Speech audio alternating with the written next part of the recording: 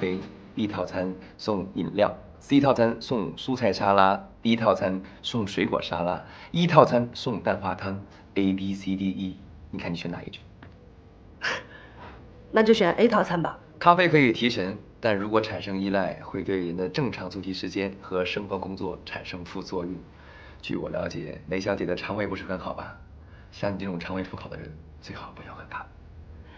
你好细心啊，那咱们就选 B 套餐吧。B 套餐，很多商家现在投机倒把，比如说一杯草莓汁里面可能只有1个草莓，如果不是现榨果汁的话呢，里面会有大量的食品添加剂啊、防腐剂等东西，对人体也有伤害。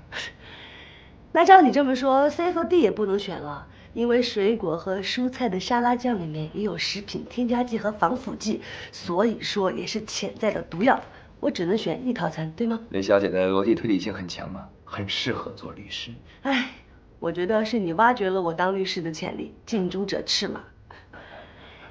李律师啊，那我选 E 套餐应该没有问题了吧？也不是绝对的，只是相对 A、B、C、D 来讲，它还算比较靠谱。李志律师啊，我觉得你实在是太幽默了。不敢当，不敢当。好吧，我们点点东西吃吧。民以食为天嘛，我们先点菜。服务员，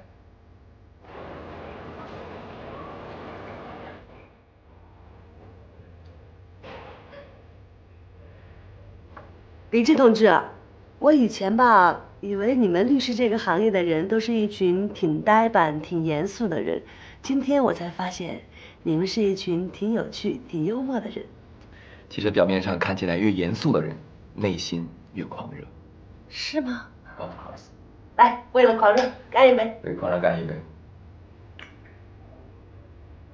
酒量不错嘛。那必须的。李志同志，嗯，你也看了我的通关法则，你认为你能顺利的通过以下的几关吗？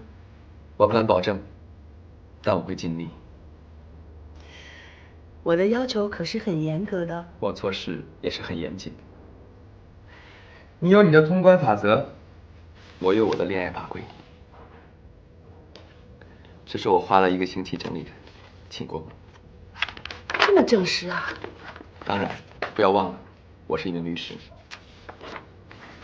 第1条，本法规是李智和雷闪闪恋爱关系的基本准则。